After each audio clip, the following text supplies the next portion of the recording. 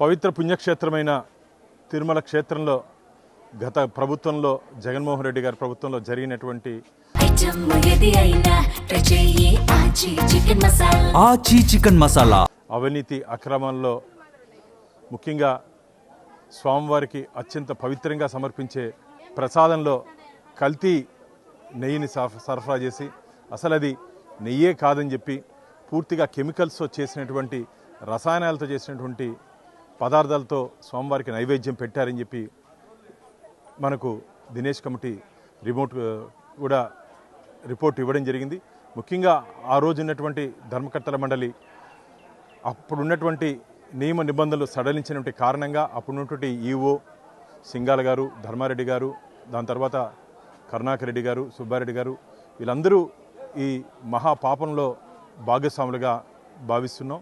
ఖచ్చితంగా వీరందరి మీద చట్టపరమైనటువంటి చర్యలు తీసుకునే అవకాశం తొందరలోనే ఉంది. రాబో ధర్మకర్తల మండలి 6వ తేదీ జరగబో ధర్మకర్తల మండలి సమావేశంలో దీని మీద చర్చించి వారి మీద ఏ విధంగా క్రిమినల్ ప్రొసీడింగ్స్ తీసుకోవాలో ఆ విధంగా ఖచ్చితంగా మేము ముందుకు పోతాం. ఎవరిని వదిలే ప్రసక్తే లేదు.